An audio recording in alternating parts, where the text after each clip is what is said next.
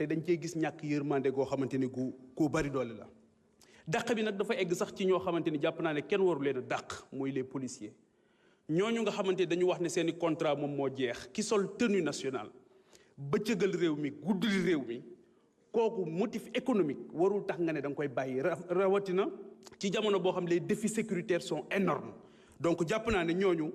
monsieur 312 seen réintégration dafa war a nekk lu immédiate. beneen bi mooy toujours ci ndaw ji migration circulaire wax nañ ko mooy léegi ndaw ji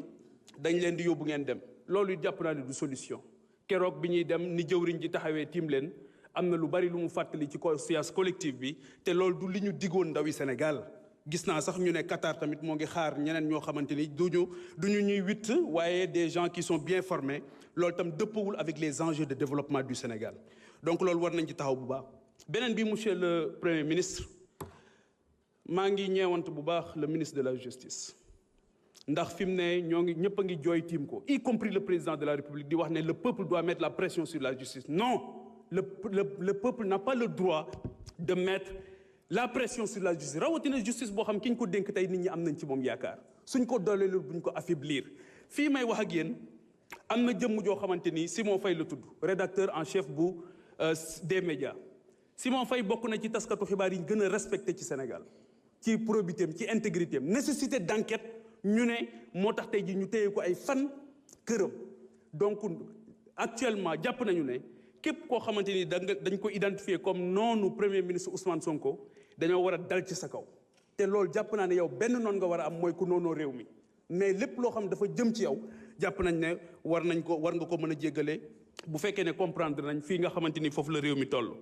donc Simon Faye ak la justice ak ñi nga xamante ni yëpp dañ leen di woo ci loo xamante ni du dara parce que li nga wax fii léegi ci wàllu justice jàpp naa ne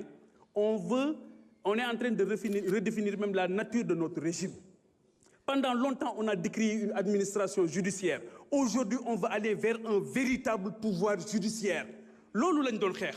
Et pour man ce pouvoir-là, dañ ko war a gën a conforter, war ko gën a liggéey bu baax. C'est pas un pouvoir des juges. da ngeen di ut fu ngeen di langaamu. da ngeen amatul argument. nee nga que actuellement dañuy dal ci kaw nit ñi. gis nga la liberté d'expression constitution moo consacré la liberté d'expression est-ce que xam nga ban article moo ko wax ci constitution bi ak lan la wax je suis sûr que xamoo ko liroo ko l'article 10 de la constitution dafa ne chacun a le droit d'exprimer et de diffuser librement ses opinions par la parole la plume l'image la marche pacifique pourvu que l'exercice de ces droits ne porte atteinte ni à l'honneur ni à la considération d'autrui ni à l'ordre public ni à l'honneur. Parce que ce qui se passe actuellement, cette opposition-là, nga xam ne ñemewuñu parce que xamante nañu ñoom ñooy dem jël ay xale yoo xam ne koo ci laaj mu ne la aw ma certificat yónni leen ci tere ne leen dem leen saaga ji pour attenter à l'honneur des gens,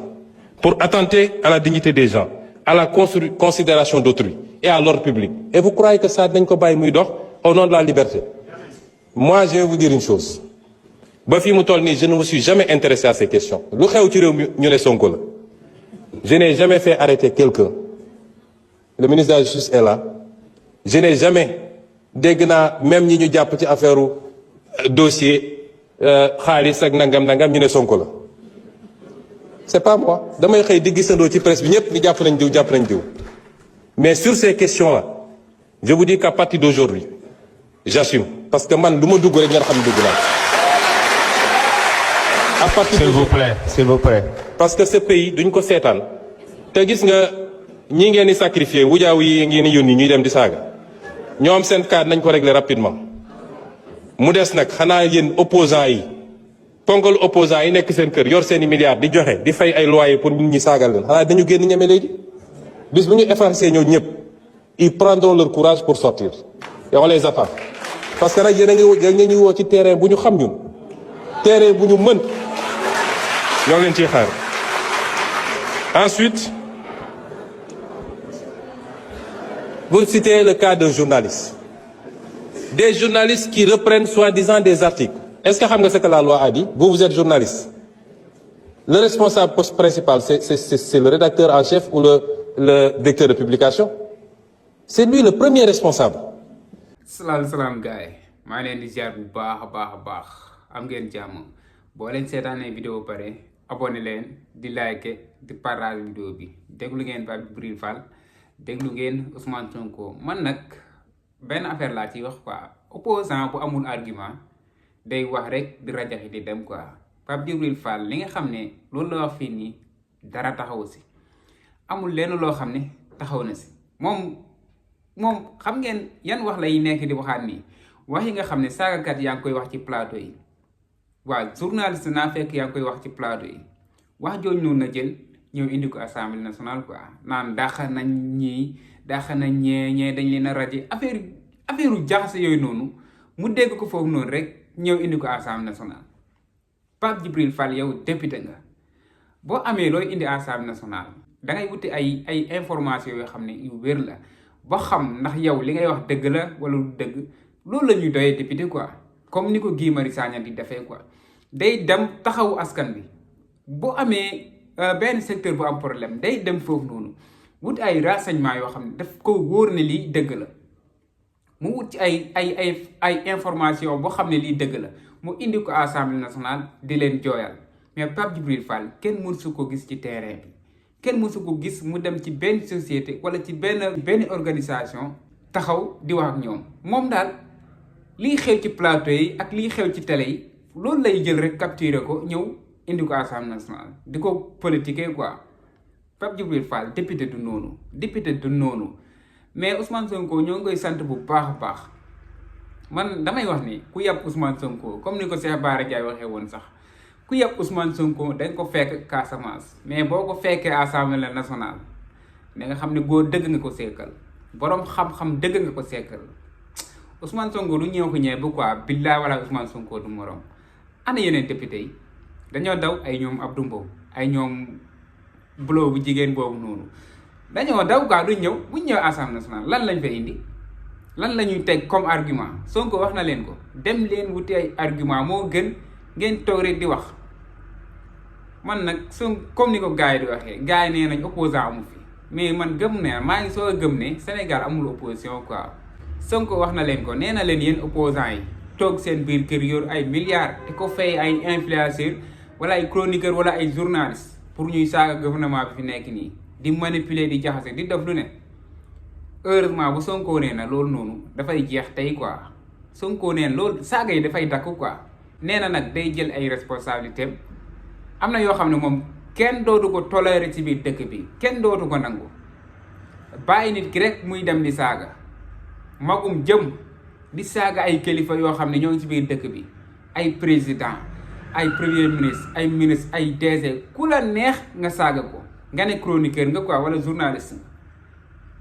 gars yi di bàyyi muy jàll rek ngeen di gën a avancé di gën a recruter ay saagakat ñuy muñ ngeen di gën a recruter di gën a organiser pour di gën a saaga gouvernement bi sama gars yi Ousmane Sonko bu leen waxul woon loolu noonu sax yéen a war a am xel xam ne lii ni jaaduwul du dëgg du yoon opposition bi fi nekk nii ñemewul wax ñemewul génn jël ay nit fay leen ñu toog ci plateau yi rek di wax di saaga yéen lañ bëgg a sacrifier quoi ngeen nangu loolu est-ce que xaalis wala alal jar na loolu quoi jar na ngeen nar a sacrifier seen laaj nii baax na yéen su fekkee ne loolu ngeen gëm bu fekkee ne loolu yéen yoon boobu ngeen jël leen ko rek yàlla baax na fii moom ay libéré diw ñun taluñu loolu noonu quoi ñun taluñu loolu waaw taluñu loolu de Abdou Nguer nag dégg naa convoqué nañ ko tey mais yal na yoon def liggéeyam rek bu defee liggéeyam moom yaakaar naa bu ngeen du reeree këram tey waaw yoon na def liggéeyam ministre de la justice gaa ngi koy coow rek mais nañ ko bàyyi mu dem ak xelam mu dem ak xam-xamam def li nga xam ne loolu la bëgg a def waaw ñu bañ ko yaa xam di waaw kooku moom Ousmane Diagne moom yaakaar naa Sénégal ñëpp a jàpp nañ moom ku jub la ñëpp a xam ne ku jub la ñëpp xam nañ loolu noonu ñëpp xam nañ ne ku jub la te yaa xamtuwul liggéeyam li nga xam ne loolu la war a def ci loolu lay nekk ci loolu lay concentré wu kenn du ko wax ne dafa lii kenn du ko wax ne dafa lee du Ousmane Sonko du président Diomaye du ñun askanu Sénégal du ñun ñoo koy wax li muy def kon loolu lu am solo la quoi ministre justice bi moom nu boppam instant bii nii mu ngi dem ak te yaayu bakkanam kenn forcé wu ko kenn tegu ko pression kenn waxu ko dara doon ñoo ngi wax nag mais mënuñ ci ñoom dara li ñu war a def rek la ñuy def kon affaire bi loolu la sama gars maa ngi leen di béggee bu baax a baax di leen wax ngeen di abonné di like di partage vidéo bi jaajëf sama gars yi